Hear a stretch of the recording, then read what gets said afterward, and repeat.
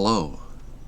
Let's try to look at the projection of our own reality as painting a picture like Bob Ross would.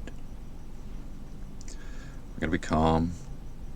We have to have an idea of what we're trying to accomplish. We have to be fluid.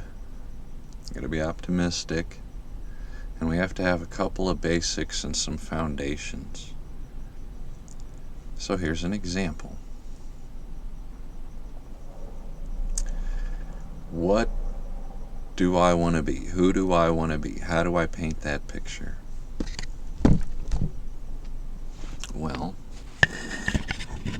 I want to be built on and of my principles and my core beliefs. I don't want to be a fraud. I don't want to lie to myself, be anything that I'm not, pretend to be anything that I'm not.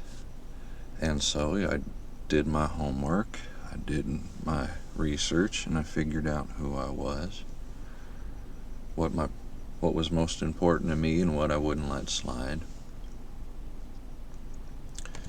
And then that's like the furthest back layer of your canvas. Maybe it's your canvas itself. But like Bob Ross would go, okay, it's got to put the mountain range in, got to put the sky, the clouds in, and then he would work back to front. So he would build on the back, the darker colors, and he would bring the lighter colors up front. And that's what I want to do. I want to bring the light up front, still be aware of the black, build the light off of the dark, and then focus the finest details on the cute, prettiest, quaintest things.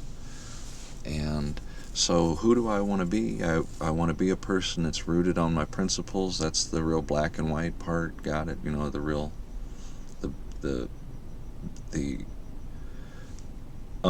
obscure far background, and it's going to be more into focus when we bring it closer. And that involves using, I guess, language. So we look at language and we want to pick a word. And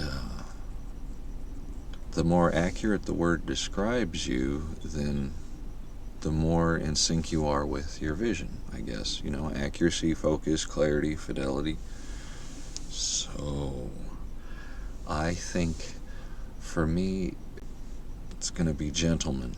Now, I like etymology and the history of words and the definitions of things. And lots of words have many, many, many different definitions. And you can look at what you want, and the definition you pick, I guess, is how you decide your own reality. And my favorite definition of gentleman is something along the lines of someone who doesn't make anyone uncomfortable unintentionally. Or you could say someone that's never rude by accident. And what does that mean? Well, that means that if you have any control over it, you'll be polite if you think the situation warrants courtesy. You see, because I don't believe in high society, and I don't believe in the fashion industry, and I don't believe in the mainstream media, and I don't believe in corporate interests. I don't believe in anything backed by money. And so, what do I care what the popular culture is if it's a bunch of fucking faggot, degenerate, oblivious morons. Try not to be too negative. But, so I go, okay, a gentleman that doesn't make people feel uncomfortable unintentionally, but still says, fuck those people. But here I am being profane and all that in public and being confrontational and even hoity-toity myself, acting like I'm better than a bunch of brain-dead bozos. So we need to refine that. We have to be now more specific. Yes, a gentleman along the the, the, the meaning that I like, and then refine that. What more? Well, I think Christian gentleman. And I know that still means I need to give up my profanity and all that. And that's fine. I'm working on that. I accept that. But a fine Christian gentleman would pick his battles.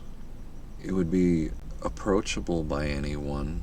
If he did make someone uncomfortable on purpose, to do that while not judging someone means you're pretty high up on the moral authority totem pole, right? If you being casual and not playing identity politics and just upholding your faith and sticking to what you think you should do morally, and it puts egg on other people's face, then that's entirely on them. Like, I'm a little rough around the edges, but I don't let sneaky stuff go down in front of me, and there's lines that I call it out when I see it, and I put a stop to it, and I stop what I'm doing, and I address many things. I know where my boundaries are, and if I offend someone, then I'll deal with that then, because my foundation, the whole the template, the palette, the whole thing is built off of those principles. And if I'm following my principles and it ruffles your feathers, or it offends you, then honk honk, right? So to paint the picture of who we are, we have to start big and scale it on down to the finer points. And that's what I'm trying to do, and I would welcome chat with anyone else that's trying to do the same thing. Because life is what we make it, and so are we, and so is our outlook. So much of life is adjustable and programmable. And I see so much potential coming, and I'm excited. I'm really excited, because people are going to open their minds to all new kinds of crazy ways of thinking. And it really will be a renaissance. And just to be a part of it is very humbling. You're going to see a lot of beautiful things. So take the time and appreciate them. Life is beautiful. Have fun.